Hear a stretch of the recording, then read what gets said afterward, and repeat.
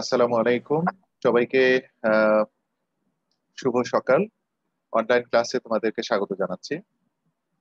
আজকের ব্যবসা সংগঠন ও ব্যবস্থাপনার দ্বিতীয় পত্রের আমরা সপ্তম অধ্যায় আলোচনা করব, অর্থাৎ প্রেষণে নিয়ে আলোচনা করব। গতদিন আমরা কি নিয়ে আলোচনা করেছি মনে আছে কারো? স্যার, নির্দেশনা। গতদিন আমরা নেতৃত্ব দান চ্যাপ্টার অধ্যায় করেছি। নির্দেশনা দেওয়া ছিল। ব্যবস্থাপনার এখানে দুটো প্রশ্ন যুক্ত করেছে: ব্যবস্থাপনা কাকে বলে, শরীরতান্ত্রিক নির্দেশনা কাকে বলে, নির্দেশনা কাকে বলে, পরামর্শমূলক নির্দেশনা কাকে বলে, পরামর্শমূলক নির্দেশনার গুরুত্ব আলোচনা করো, তাই না? তো আহ হচ্ছে, বলো, তোমরা বলবে না আমি বলবো? এগুলোর আনসার বলে দিয়ে সামনে যাই। ওকে। ব্যবস্থাপনা কাকে বলে? ব্যবস্থাপনা লক্ষ্য কেন্দ্রিক। বলছে যে একটি নির্দিষ্ট লক্ষ্য বা উদ্দেশ্য অর্জনের জন্য প্রয়োজনীয় সকল উপকরণ যথাযথ ব্যবহার করার জন্য যথাযথভাবে ব্যবহার করার জন্য একজন ব্যবস্থাপক পরিকল্পনা, সংগঠন, কর্মসংস্থান, নির্দেশনা, প্রেষণা, সমাবেশন ও নিয়ন্ত্রণ সংক্রান্ত কাজগুলো করে থাকেন।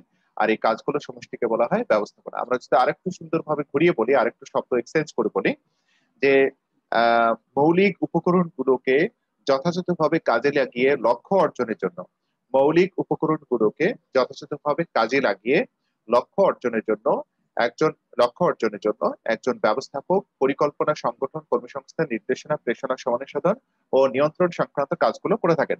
আর এই কার্যাবলীর সমষ্টিকে বলা হয় ব্যবস্থাপনা। তাহলে আরো আরো সহজভাবে বলা যায়, লক্ষ্য অর্জনের জন্য একজন ব্যবস্থাপক যে সকল কাজগুলো সম্পন্ন করে থাকেন তাই হচ্ছে সেই কাজের সমষ্টিকে বলা হয় ব্যবস্থাপনা। এরপরে হচ্ছে এই ব্যবস্থাপনার একটি গুরুত্বপূর্ণ কাজ হচ্ছে নেতৃত্ব দান। সেই নেতৃত্ব দানের আমরা দেখলাম যে নেতৃত্ব দান শব্দটি একটি কনক্রিট শব্দ। এখানে নির্দেশনা, প্রেষণা, সমন্বয় সাধন, যোগাযোগ, এই কাজগুলো সমষ্টি হচ্ছে নেতৃত্ব দান। তো একজন নেতা কি করেন? নির্দেশনা দেন, প্রেষণা দেন, সমন্বয় সাধন করেন, যোগাযোগ করেন। তো নির্দেশনা নিয়েই আলোচনা হচ্ছে। তো নির্দেশনার শরীরতান্ত্রিক নির্দেশনা কাকে বলে? যখন একজন নেতা যখন একজন নেতা, যেহেতু নেতৃত্ব দানের অংশ, যখন একজন নেতা অধস্তনদের সাথে কোনো রকম পরামর্শ না করে আহ আহ, হচ্ছে নিজের সিদ্ধান্ত চাপিয়ে দেওয়ার জন্য প্রয়োজনীয় নির্দেশনা দেন, এবং সে নির্দেশনা অধস্তনরা কোন রকম প্রশ্ন করা ছাড়াই মেনে নিতে বাধ্য থাকে, সেই নির্দেশনাকে বলা হয় শরীরতান্ত্রিক নির্দেশনা। এবং সেই নির্দেশনা বাস্তবায়ন করার জন্য নেতা কি করে? অধস্তনদের উপর চাপ প্রয়োগ করে, বল প্রয়োগ করে, শাস্তিমূলক ব্যবস্থা গ্রহণ করে, ভয়ভীতি ইত্যাদি দেখিয়ে থাকে। এটা হচ্ছে শরীরতান্ত্রিক নির্দেশনা। যিনি শরীরতান্ত্রিক নেতা তিনি শরীরতান্ত্রিক নির্দেশনা দিয়ে থাকেন। তাহলে যিনি গণতান্ত্রিক নেতা তিনি পরামর্শমূলক নির্দেশনা দিয়ে থাকেন। তো নির্দেশনা কাকে বলে? নির্দেশনাকে বলা হয় হার্ট অফ অ্যাডমিনিস্ট্রেশন, অর্থাৎ প্রশাসনের হৃৎপিণ্ড। হৃৎপিণ্ড, মানুষের হৃৎপিণ্ড যেমন যতটা গুরুত্বপূর্ণ, ব্যবস্থাপনার ক্ষেত্রে নির্দেশনা ততটা গুরুত্বপূর্ণ প্রশাসনের ক্ষেত্রে। কারণ হচ্ছে যে ঊর্ধ্বতন কর্মকর্তা কি করেন? যে প্রশাসন আহ প্রতিষ্ঠানের জন্য প্রশাসনিক কাজগুলো করেন, অর্থাৎ নীতি নির্ধারণ করেন, দীর্ঘমেয়াদী পরিকল্পনা প্রণয়ন করেন, তারপরে হচ্ছে যে কৌশলগত সিদ্ধান্ত গ্রহণ করেন। তো এগুলো কৌশলগত লক্ষ্য নির্ধারণ করেন। এই লক্ষ্য, নীতি, উদ্দেশ্য বাস্তবায়ন করার জন্য ঊর্ধ্বতন কর্মকর্তারা অধস্তনদেরকে সময়ে সময়ে যে আদেশ, নির্দেশ, পরামর্শ প্রদান করেন সেগুলোকে বলা হয় নির্দেশনা। তো একজন নির্দেশক অর্থাৎ নির্দেশদাতা ব্যক্তি হিসেবে তার হচ্ছে আম, হচ্ছে আহ, যেমন তিনি সেরকমই নির্দেশনা দিবেন, তাই না? ক্ষমতার উপর ভিত্তি করে, ক্ষমতা প্রয়োগের উপর ভিত্তি করে নির্দেশনা যেমন চার প্রকার। তো একজন নেতা কেমন ভাবে ক্ষমতা প্রয়োগ করতে চান? ভয়ভীতি দেখিয়ে, নাকি আলোচনা করে, সবার সাথে আলোচনা করে, নাকি একজন পিতা পুত্রের সাথে যেমন আলোচনা করেন, করে নির্দেশনা দেন, খোঁজ খবর রাখেন, সেরকম ভাবে নির্দেশনা দিতে চান? এটার উপর ভিত্তি করে নির্দেশনার প্রকারভেদ। আসলে পরামর্শমূলক নির্দেশনা কাকে বলে? যখন একজন নেতা অধস্তনদের সাথে প্রয়োজনীয় পরামর্শ গ্রহণ করে বা নির্দেশনা প্রদান করেন, তখন তাকে বলা হয় পরামর্শমূলক নির্দেশনা। পরামর্শমূলক নির্দেশনা গুরুত্ব আলোচনা করো। তাহলে আমরা একজন গণতান্ত্রিক নেতা, আমরা যদি বলি যে নেতৃত্বের প্রকারভেদের মধ্যে সবচেয়ে উন্নত আধুনিক নেতৃত্ব কোনটি? গণতান্ত্রিক নেতৃত্ব। তো একজন গণতান্ত্রিক নেতৃত্বে নেতা কি করেন? অধস্তনদেরকে প্রয়োজনীয় আহ হচ্ছে নেতৃত্ব দিয়ে থাকেন, তাদের সাথে পরামর্শ গ্রহণ করেন, তাদেরকে সিদ্ধান্ত গ্রহণে অংশগ্রহণ করার সুযোগ দেন, ইত্যাদি বিষয়গুলো। যার ফলে হয় কি, যে তাদের অধস্তন যারা রয়েছে এবং ঊর্ধ্বতন যারা রয়েছে এদের মধ্যে একটা সুসম্পর্ক স্থাপিত হয়, অর্থাৎ নির্দেশদাতা এবং নির্দেশ গ্রহীতা সুসম্পর্ক স্থাপিত হয়। অধস্তনরা নিজেদেরকে বা সম্মানিত বোধ করে এবং ঊর্ধ্বতন কর্মকর্তার আদেশ অনুসরণ করে, প্রতিষ্ঠানের প্রতি ডেডিকেটেড থাকে, উপকরণগুলোকে যথাযথভাবে কাজে লাগানোর জন্য অধস্তনরা কাজ করে থাকে, প্রতিষ্ঠানের উৎপাদনের মানসম্মত হয়। তারপরে যে অপচয় কম হয়, তা আলটিমেটলি আমরা দেখলাম যে পরামর্শমূলক নির্দেশনার গুরুত্ব অত্যন্ত বেশি। ঠিক আছে, এটা আমাদের ষষ্ঠ অধ্যায়ের থেকে প্রশ্ন দেয়া ছিল। তোমরা কি বুঝতে পেরেছো যে কয়জন আছো? জি স্যার। আচ্ছা, আমি তোমাদেরকে ধরলাম না, আজকে একটু আমি টেনে বলে যাব। আচ্ছা, আজকের আলোচনার বিষয়বস্তু সপ্তম অধ্যায়, ব্যবসায় সংগঠন ও ব্যবস্থাপনার দ্বিতীয় পত্রের সপ্তম অধ্যায়, নাম প্রেষণা, মোটিভেশন। আলোচনার বিষয়বস্তু ও শিক্ষণফল কি? তোমরা দেখো যে আমরা তিনটি লেকচারে শেষ করার চেষ্টা করব, যদি অধ্যায়টা অনেক বড়। এখানে একাধিক প্রশ্ন হওয়ার সুযোগ রয়েছে। যেহেতু সবগুলো প্রশ্নই প্রেষণা নিয়ে, তবে এখান থেকে সাধারণত একটি প্রশ্ন হয়ে থাকে, চাইলে দুটি প্রশ্ন হওয়ার সুযোগ রয়েছে। তো আজকের আলোচনার বিষয়বস্তু প্রেষণা কাকে বলে, প্রেষণার গুরুত্ব এবং প্রেষণা দানের উপায়। দ্বিতীয় পর্বে আমরা আলোচনা করব যে প্রেষণার অনেকগুলো তত্ত্ব রয়েছে। এর মধ্যে মাসলো একজন, আব্রাহাম হ্যারল্ড মাসলো, উনি চাহিদা সোপান তত্ত্ব দিয়েছেন। ক্লেটন এল্ডারফারের ইআরজি তত্ত্ব আলোচনা করব। ফ্রেডেরিক হার্টসবার্গের দ্বিউপাদান তত্ত্ব আলোচনা করব। এবং তৃতীয় পর্বে আলোচনা করব ডগলাস ম্যাকগ্রেগর এর এক্স এবং ওয়াই তত্ত্ব, প্রেষণা এবং উৎপাদনশীলতার মধ্যে সম্পর্কটা কেমন, আর প্রেষণা ও মনোবলতার সম্পর্ক কি। এই তিনটি পর্বে আজ আমরা আলোচনা করব। তো প্রথম পর্ব চলো আলোচনা করি। সবাই কি ready? Yes sir. Ahna Pabit, ready আছো? জি sir. Rafid Sheikh? Yes sir. Ratul? Akibul Islam? Akibul Islam আছো? জি স্যার আছি। আচ্ছা, সবাই একটু শোনো মনোযোগ সহকারে। প্রথম প্রশ্ন প্রেষণা কাকে বলে?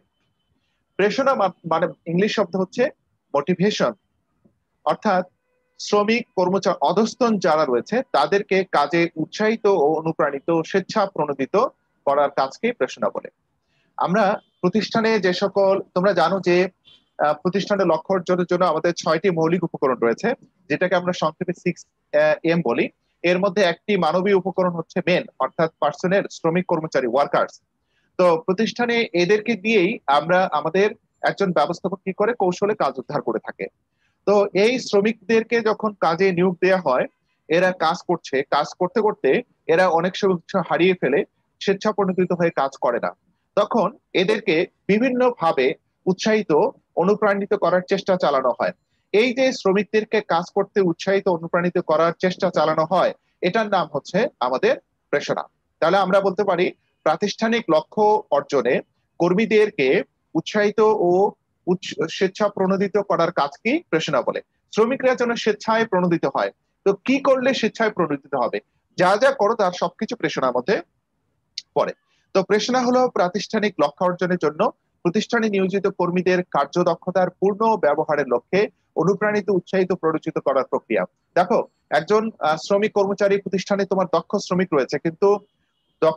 রয়েছে, আমি আবার বলি, প্রতিষ্ঠানে তোমার সবাই দক্ষ শ্রমিক রয়েছে, কিন্তু তাদের যদি মনোবল না থাকে, মনোবলটাকে চাঙ্গা করা না যায়, উৎসাহিত করা না যায়, তারা যদি তাদের মনের আগ্রহটাকে হারিয়ে ফেলে, হ্যাঁ, তারা কি তাহলে তাদের দ্বারা কি গুড আউটপুট পাওয়া যাবে? কি মনে হয়?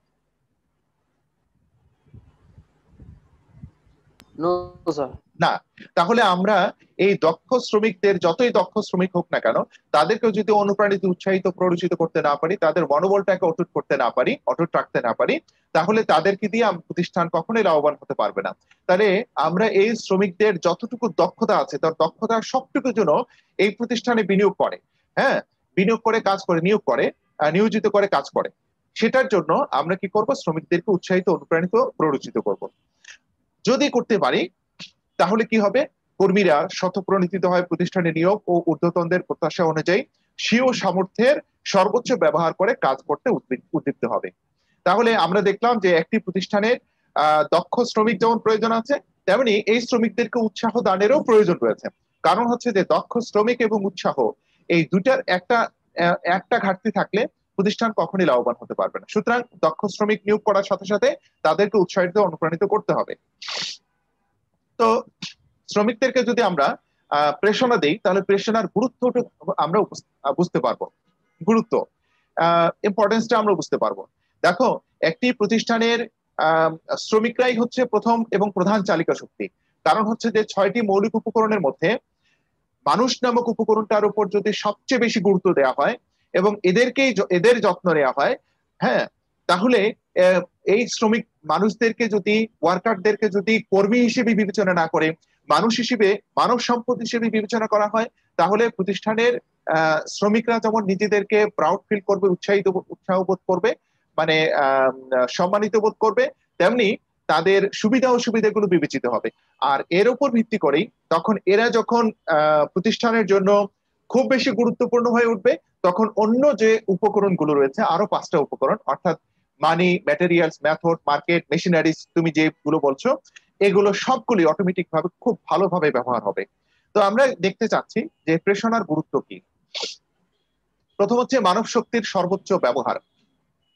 মানব শক্তির সর্বোচ্চ ব্যবহার, যে মানুষের মধ্যে যে শক্তি রয়েছে, এই শক্তি মানে হচ্ছে শারীরিক শক্তি এবং দক্ষতা, দুটারই ক্ষেত্রে বলি আমাদের জ্ঞান, আগ্রহ, ঠিক আছে, শক্তি এবং নলেজ, এই দুটো আছে। অর্থাৎ তোমার শারীরিক শক্তিও রয়েছে এবং নলেজও রয়েছে, কিন্তু তোমার কাজ করার আগ্রহ নেই।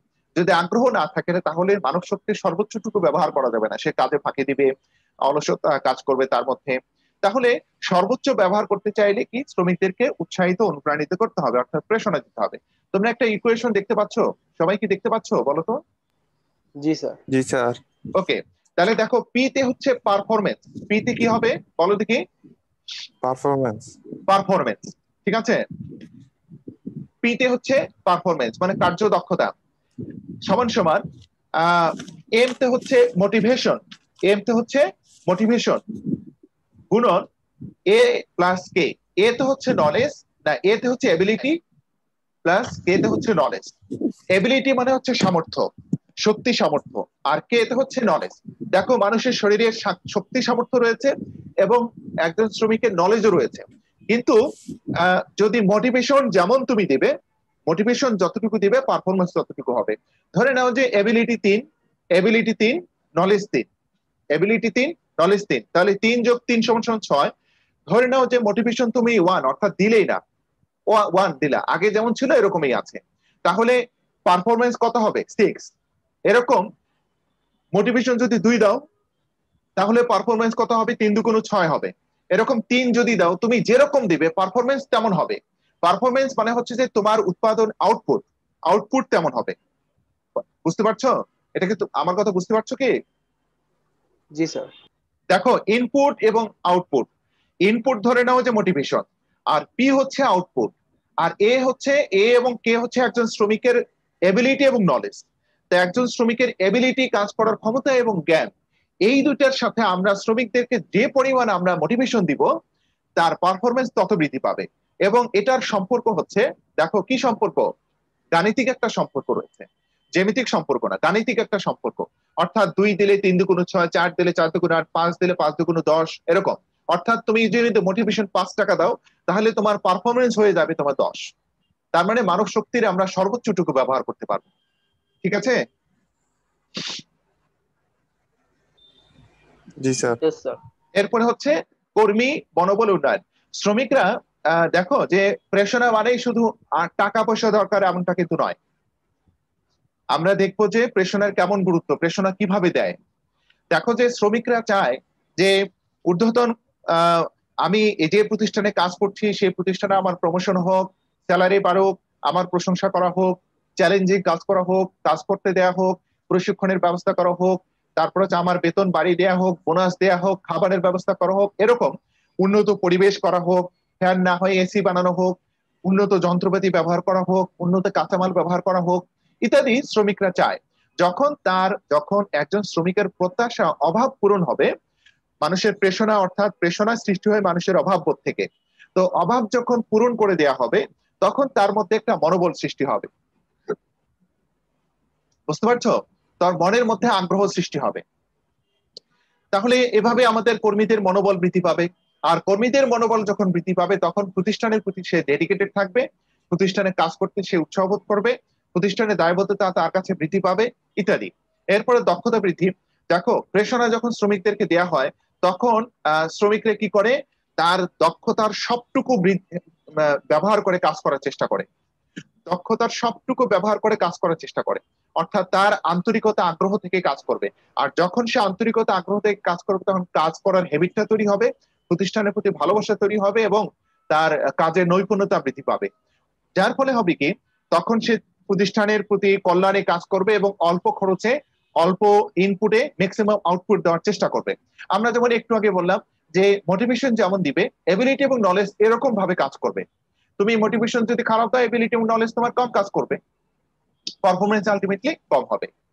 এরপরে হচ্ছে, এটা কিন্তু বরাবরই প্রশ্ন আসে, হ্যাঁ, P equal to M into A plus K. এরপর হচ্ছে অধিক উৎপাদন। তুমি দেখতে পাচ্ছ যে যখন শ্রমিকদেরকে আমরা মোটিভেশন দেই তখন পারফরমেন্স অর্থাৎ উৎপাদন বা আউটপুট কেমন বেড়ে যায়। তো এর মাধ্যমে শ্রমিকদের দক্ষতা বৃদ্ধি পাওয়ার সাথে সাথে এদের এই প্রতিষ্ঠানের উৎপাদনও বৃদ্ধি পায়। এরপরে হচ্ছে অপচয় হ্রাস। যে শ্রমিকরা তখন কি হয়, নিজেরা প্রেষিত হয়, কাজ করার আগ্রহ বৃদ্ধি পায়, ফিরে পায়, তখন কি হয়, প্রতিষ্ঠানের জন্য অপচয় না হয়। এই অপচয় বলতে অর্থের অপচয়, সময়ের অপচয় এবং কাঁচামালের অপচয়, এই অপচয়গুলো না হয় যেন সে বিষয়ে ওরা সতর্ক থাকে। এরপর হচ্ছে শ্রম ঘূর্ণায়মানতা হ্রাস। প্রথমে জানতে হবে শ্রম ঘূর্ণায়মানতা কি। শ্রম ঘূর্ণায়মানতা বলতে যে শ্রমিকরা এক স্থান থেকে অন্য স্থানে চলে যাওয়া, অর্থাৎ প্রতিষ্ঠান ছেড়ে চলে যাওয়া, এই প্রতিষ্ঠান ছেড়ে অধিকতর সুবিধা সুযোগ সুবিধা সম্বলিত পদে বা প্রতিষ্ঠানে চলে যাওয়ার নামে হচ্ছে শ্রম ঘূর্ণায়মানতা। কি, এটা শ্রম গতিশীলতা নয়, কিন্তু শ্রম ঘূর্ণায়মানতা। তোমাকে বুঝতে পারছো আমার কথা? Yes sir. সেটা কি আবার ঘুরে আসবে, মানে আর কি সাইকেল টাইপ আর কি? হ্যাঁ হ্যাঁ, আমি বলতেছি যে ধরে নাও যে এ প্রতিষ্ঠান, বি প্রতিষ্ঠান, সি প্রতিষ্ঠান আছে। এ প্রতিষ্ঠানে চাকরি করছে 5 বছর ধরে। এখন 5 বছর ধরে তার চাকরি করার বিনিময়ে যে ধরনের সুযোগ সুবিধা পাওয়ার কথা ছিল, এই 5 বছরের অভিজ্ঞতার কারণে তাকে সেই পরিমাণ সুযোগ সুবিধা দেওয়া হয়নি। এখন সে চেষ্টা করছে এই যে অভিজ্ঞতা 5 বছরের, এই অভিজ্ঞতা অন্য প্রতিষ্ঠানে সে বিনিয়োগ করে অধিকতর সুযোগ সুবিধা পেতে চায়। তো যে প্রতিষ্ঠান বেশি সুযোগ সুবিধা দিবে সেই প্রতিষ্ঠানে চলে যাবে, তা এই প্রতিষ্ঠান ছেড়ে চলে গেল। আবার যদি হয় বি প্রতিষ্ঠানে কাজ করছে, এ প্রতিষ্ঠান আবার যদি অফার করে অনেক বেশি সুযোগ সুবিধা দিবে, তাহলে হয়তো আরো কিছুদিন পরে সে বি প্রতিষ্ঠান ছেড়ে এই প্রতিষ্ঠানে চলে আসবে। এই যে প্রতিষ্ঠান এক প্রতিষ্ঠান থেকে অন্য প্রতিষ্ঠানে অধিকতর সুযোগ সুবিধা পাওয়ার আশা চলে যাওয়া, এটা নাম হচ্ছে শ্রম ঘূর্ণায়মানতা। তো সেই সুযোগ সুবিধা যদি প্রতিষ্ঠানেই দেওয়া হয় তাহলে বলো দেখি শ্রমিকরা কি চলে যাবে? না নো স্যার। স্যার। না, চলে যাবে না। তার মানে আলটিমেটলি শ্রম ঘূর্ণায়মানতা হ্রাস পাবে। এরপর হচ্ছে উত্তম শ্রম ব্যবস্থাপনার সম্পর্ক প্রতিষ্ঠা। তোমরা জানো যে মোটিভেশন দেওয়া হয় ঊর্ধ্বতন কর্মকর্তার কাছ থেকে, উচ্চ স্তর থেকে নিম্ন স্তরে প্রবাহিত হয়। হ্যাঁ, যখন ঊর্ধ্বতন কর্মকর্তার কাছ থেকে অথবা উচ্চ স্তর থেকে নিম্ন স্তরের শ্রমিক কর্মচারীদেরকে মোটিভেট করা হবে, উৎসাহিত করা হবে, তখন কি হবে, এই উভয় স্তরের মধ্যে একটা আন্ডারস্ট্যান্ডিং, একটা সুসম্পর্ক স্থাপন হবে। আর এই সুসম্পর্ক এই প্রতিষ্ঠানের জন্য একেবারে ব্যাপক একটা ইতিবাচক ফলাফল বয়ে নিয়ে আসবে। এরপরে হচ্ছে, এখন আসো দেখি, আমরা একটু আগে বললাম যে শ্রমিকদেরকে আমরা উৎসাহিত করব। কিভাবে উৎসাহিত করব? ইতিবাচক প্রেষণার পদ্ধতিকে আর্থিক এবং অনার্থিক দুই ভাগে ভাগ করা যায়। আমরা শ্রমিকদেরকে সাধারণত দুইভাবে প্রেষণা করে দিয়ে থাকি, ইতিবাচক এবং নেতিবাচক। নেতিবাচক হচ্ছে শাস্তিমূলক ব্যবস্থা, আর ইতিবাচক হচ্ছে মানে ওই যে কি বলে, এটার ডেভেলপমেন্ট প্রসেস আর কি, এদের পুরস্কারমূলক ব্যবস্থা আর কি, পুরস্কার হিসেবে দেওয়া হয়। সেটাকে ইতিবাচক প্রেষণা দানকে আমরা দুটি ভাগে দিতে পারি, একটা হচ্ছে আর্থিক প্রেষণা, আর হচ্ছে অনার্থিক প্রেষণা। তো আর্থিক প্রেষণা কাকে বলে এবং অনার্থিক প্রেষণা কাকে বলে সবাই একটু শুনো। যে প্রেষণা দানের আর্থিক পদ্ধতি, আর্থিক মানে হচ্ছে যখন শ্রমিকরা শ্রমিকদেরকে আর্থিক সুযোগ সুবিধা প্রদান করার মাধ্যমে প্রেষণা বা উৎসাহিত করা হবে, তখন সেটাকে বলা হবে আর্থিক প্রেষণা। তোমাকে বুঝতে পারছো আমার কথা? যখন শ্রমিকদেরকে আর্থিক সুযোগ সুবিধা প্রদান করা হবে, এর মাধ্যমে উৎসাহিত অনুপ্রাণিত করা হয়, তখন সেই পদ্ধতিকে বলা হয় আর্থিক প্রেষণা। যেমন আমার বেতন বেশি দরকার, আমার বোনাস দরকার, আমার খাবারের বিল দরকার, বাসা ভাড়া আমার দরকার, আমাকে ট্রিটমেন্ট মেডিকেল খরচ দাও, তাই না, আমার বাস ভাড়া দাও, বাড়ি ভাড়া দাও, চিকিৎসা ভাতা দাও, তাই না? আচ্ছা বলো দেখি, এগুলোতে আর্থিক সুযোগ সুবিধা পাওয়া যায় নাকি আর্থিক সুযোগ সুবিধা পাওয়া যায় না? পাওয়া যায় স্যার। পাওয়া যায়। পাওয়া যায় স্যার। অর্থাৎ তার নির্দিষ্ট বেতনের বাইরেও যখন অন্যান্য আর্থিকভাবে বেনিফিটেড হয়, জাস্ট দেখবে আর্থিকভাবে বেনিফিটেড হয় কিনা, তাহলে সেটাই হবে আমাদের আর্থিক প্রেরণা। আর যদি আর্থিকভাবে কোনোভাবে লাভবান হচ্ছে না কিন্তু সে সন্তুষ্ট হচ্ছে তার ডেভেলপমেন্টের জন্য, তাহলে সেটাকে আমরা অনার্থিক প্রেরণা বলবো। তাহলে আর্থিক প্রেরণার মধ্যে কি কি আছে? ন্যায্য বেতন, মানে হচ্ছে যে যার দক্ষতা যোগ্যতা এবং কাজের জটিলতা অনুযায়ী, কাজের ধরন অনুযায়ী যার যতটুকু বেতন প্রাপ্য তাকে সে পরিমাণ বেতন দেওয়ার নামই হচ্ছে ন্যায্য বেতন। আমরা হেনরি ফিওল বলেছিলেন কি যে উপযুক্ত পারিশ্রমিক নীতি, বলেছিল না, মনে আছে? জি স্যার। উপযুক্ত পারিশ্রমিক জি নীতি। স্যার। তো উপযুক্ত পারিশ্রমিক নীতির মধ্যে কি আছে যে তার যার দক্ষতা যোগ্যতা কাজের ধরন অনুযায়ী যে ধরনের কাজ বেতন পাওয়ার কথা তাকে সে ধরনের বেতন প্রদান করার নামই হচ্ছে উপযুক্ত পারিশ্রমিক প্রদান করা বা উপযুক্ত পারিশ্রমিক নীতি। তো সেটাই হচ্ছে ন্যায্য বেতন। যখন একজন শ্রমিক অনেক ঝুঁকিপূর্ণ কাজ করছে আর একজন অনেক সহজ কাজ করছে, নিশ্চয়ই যিনি ঝুঁকিপূর্ণ কাজ করছেন তাকে বেশি বেতন দিতে হবে। আবার ধরো যার দক্ষতা বেশি রয়েছে, যোগ্যতা বেশি রয়েছে, আবার অভিজ্ঞতা বেশি রয়েছে, নিশ্চয়ই সে বেশি বেতন পাবে। তোমরা চাকরির সার্কুলার গুলো যদি দেখো তাহলে সেখানে দেখবে যে সার্কুলার বলা হয় যে 8 বছরে, কমপক্ষে 8 বছরের অভিজ্ঞতা। এখন যে ব্যক্তির 8 বছরের অভিজ্ঞতা নিয়ে ভাইবা দিতে গিয়েছে আর যে ব্যক্তির 10 বছরের অভিজ্ঞতা নিয়ে ভাইবা দিতে গিয়েছে, দুইজনের বেতন কি সমান হবে? No sir. না, নিশ্চয়ই 10 বছরের অভিজ্ঞতা যার বেশি আছে, 10 বছর অভিজ্ঞতা যার আছে তার বেতন বেশি হবে। ওখানে বলা থাকে বেতন আলোচনা সাপেক্ষে। যেখানে বেতন আলোচনা সাপেক্ষে সেখানে দক্ষতা যোগ্যতার মূল্যায়ন অনেক বেশি করা হয়ে থাকে। তোমরা কি বুঝতে পারছো? জি স্যার। জি স্যার। Yes sir. এরপর হচ্ছে মুনাফার অংশ। মুনাফার অংশ অর্থাৎ শ্রমিকরা যখন বেতন পায় তখন বেতনের বাইরেও শ্রমিকদের অধিক আন্তরিকতা দক্ষতার ফলে প্রতিষ্ঠানের জন্য অনেক যখন উৎপাদন হবে, ভালো মানের পণ্য উৎপাদন হবে, তখন এই পণ্যগুলো বিক্রি করে যখন অনেক বেশি মুনাফা অর্জন হবে, তখন মুনাফার একটি অংশ, এই মুনাফা ভোগ করে হচ্ছে মালিক। মুনাফা ভোগ করে কে বলতো দেখি? মুনাফার মালিক মালিক। কে? হ্যাঁ, মুনাফা ভোগ করে থাকে প্রতিষ্ঠানের মালিক, শেয়ার হোল্ডার, তাই না? কিন্তু শ্রমিকদেরকেও যখন এই মুনাফার একটি অংশ তাদের মধ্যে বন্টন করে দেওয়া হবে তখন কিন্তু ওরা আর্থিকভাবে বেনিফিটেড হবে। কি বুঝতে পারছো?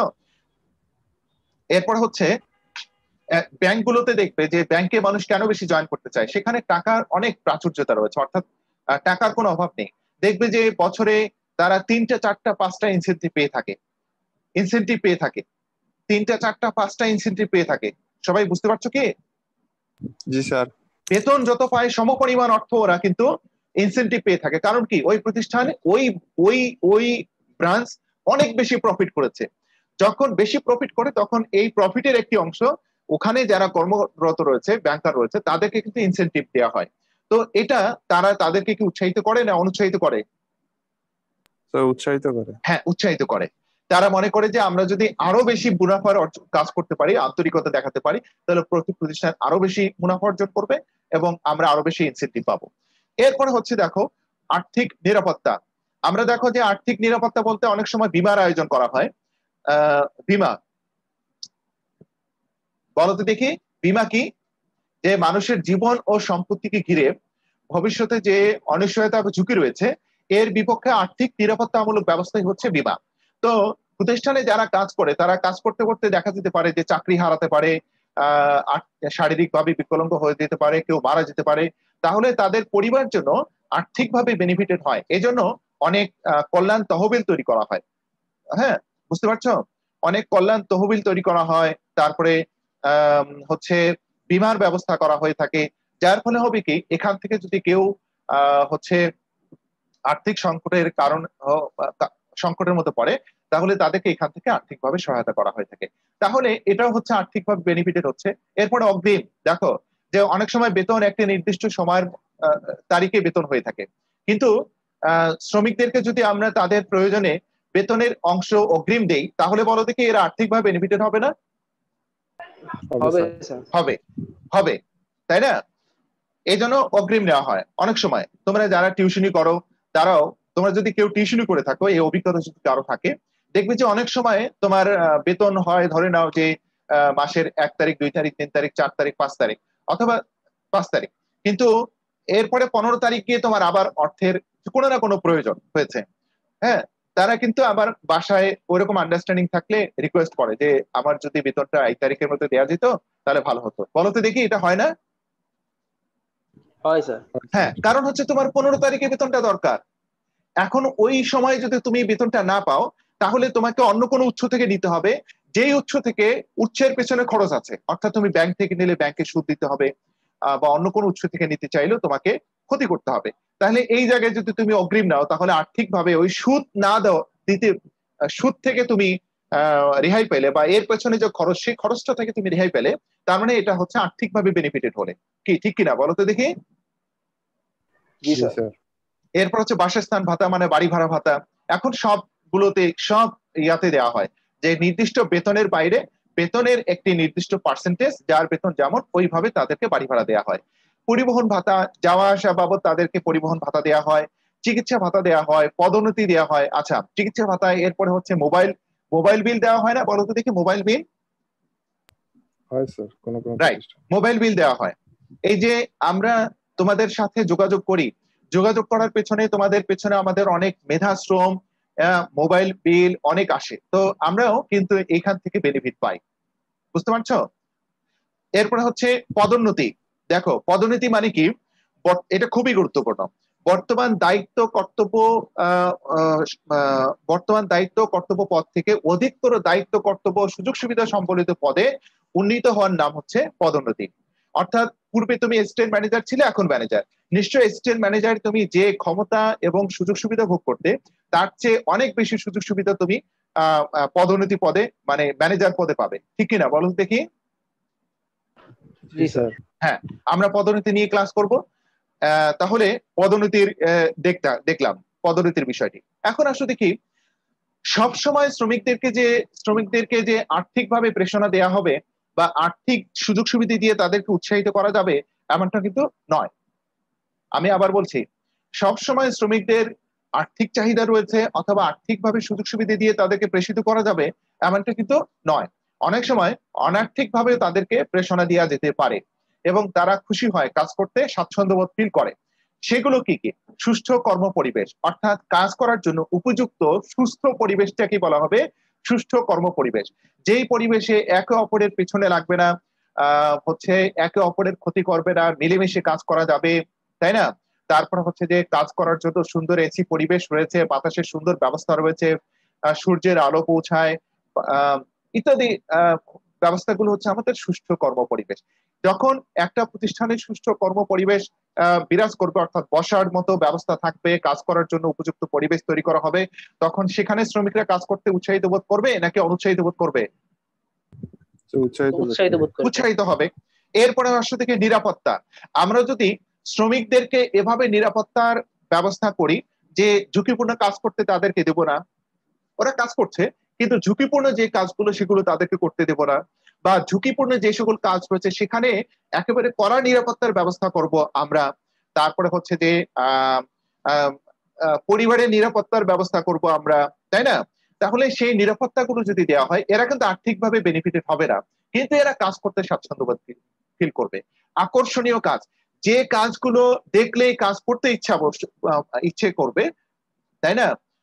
সেগুলো হচ্ছে আকর্ষণীয় কাজ। তো শ্রমিকরা যে কাজ করতে আকর্ষণ ফিল করে সেই কাজগুলো তাদেরকে করতে দেয়া, তাহলে এরা কাজ করতে স্বাচ্ছন্দ্যবোধ ফিল করবে। যেমন সবাই সব কাজ করতে চায় না, সবাই সব ধরনের কাজ করতে চায় না।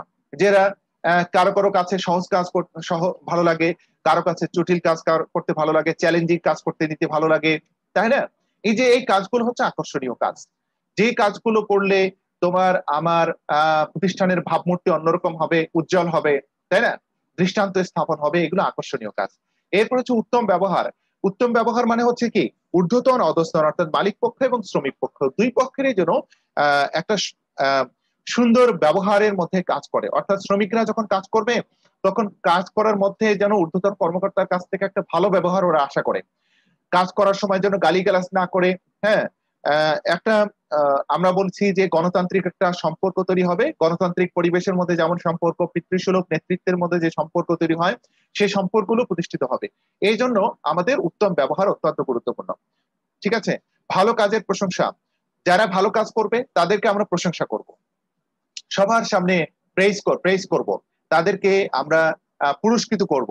এগুলো হচ্ছে ভালো কাজের প্রশংসা। এই জন্যই দেখো যে বার্ষিক সম্মেলন হয়, সেখানে বেস্ট যে কাজ করে প্রতিষ্ঠানের ডেডিকেটেড ব্যক্তি তাদেরকে ডেকে এনে সবার সামনে তার প্রশংসা করা হয়, পুরস্কৃত করা হয়। ঠিক কিনা বলো তো দেখি? জি স্যার। জি স্যার। রাইট, হ্যাঁ। তারপর হচ্ছে প্রশিক্ষণের সুবিধা। দেখো, প্রশিক্ষণ মানে হচ্ছে যে হাতে কলমে শিক্ষা গ্রহণ করার সুযোগ।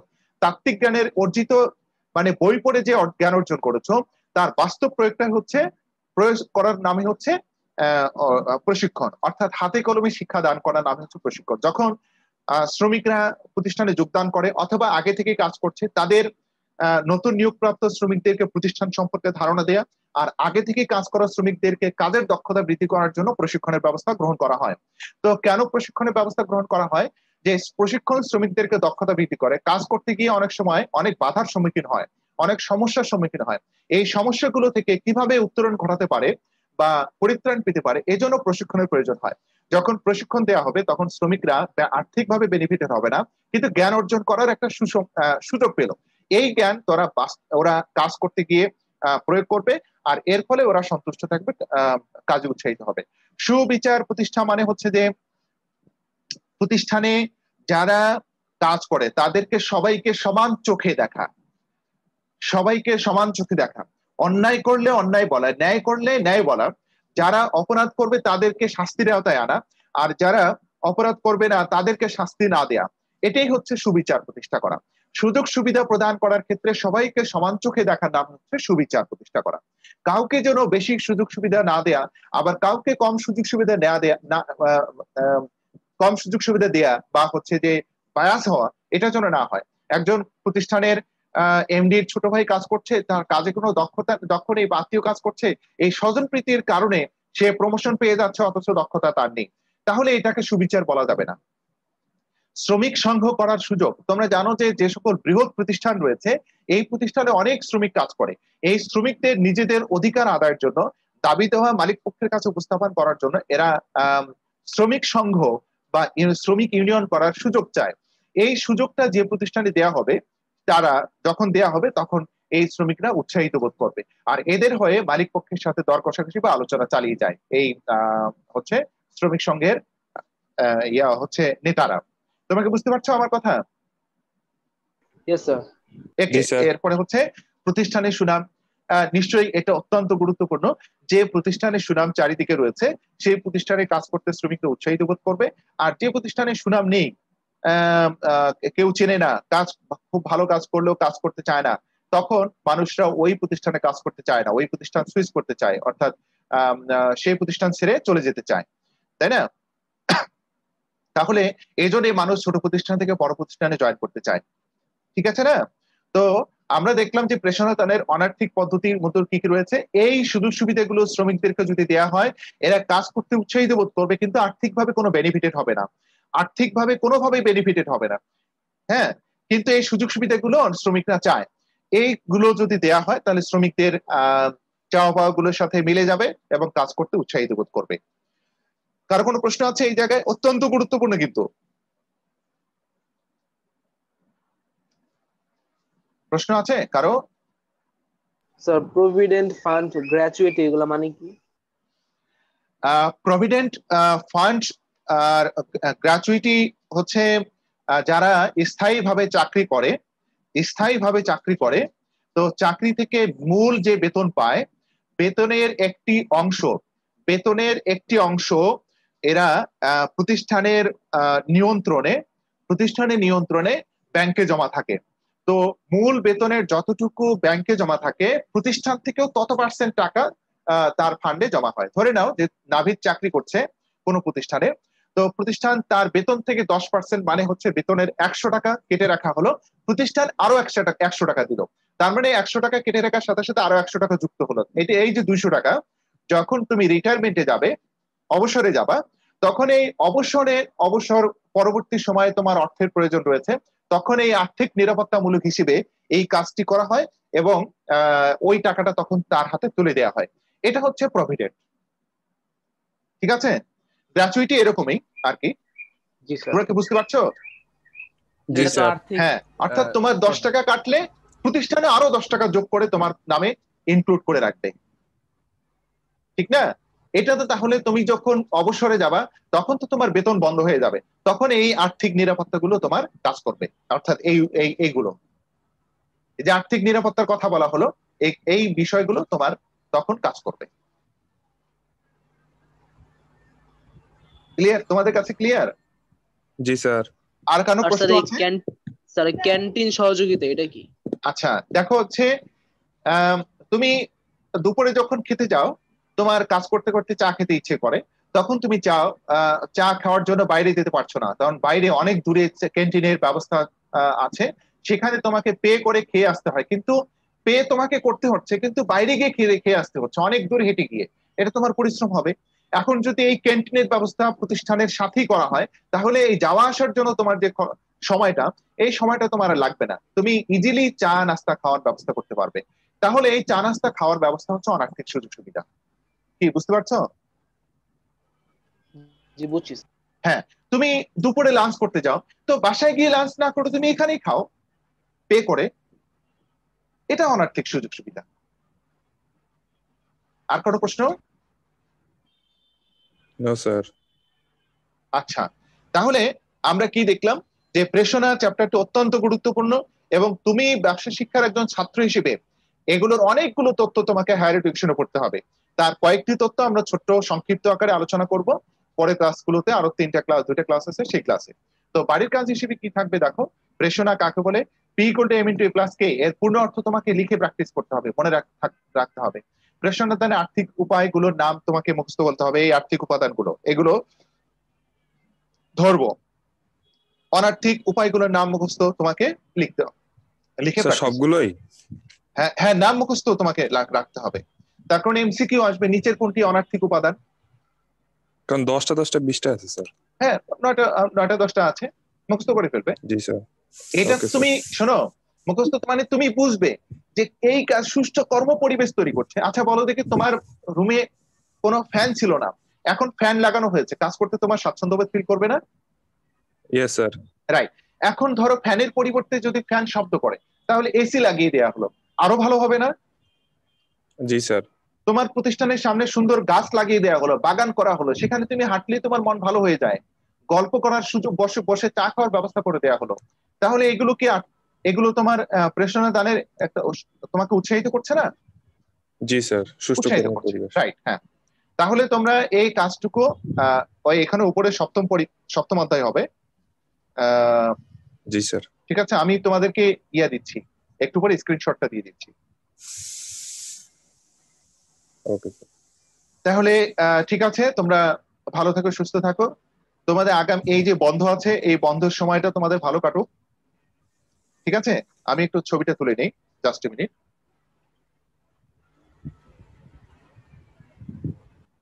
স্যার আমাদের বন্ধই তো চলতেছে স্যার, নতুন করে আরো বন্ধ স্যার। না, ওই যে আগামীকালকে থেকে পূজার যে বন্ধ, সেটার কথা বলা। এক্সট্রা বন্ধ স্যার। হ্যাঁ হ্যাঁ, তো ঠিক আছে, সবাই ভালো থাকো, আল্লাহ হাফেজ। আচ্ছা স্যার, আসসালামু আলাইকুম। ওয়ালাইকুম আসসালাম। আসসালামু আলাইকুম স্যার। ওয়ালাইকুম আসসালাম।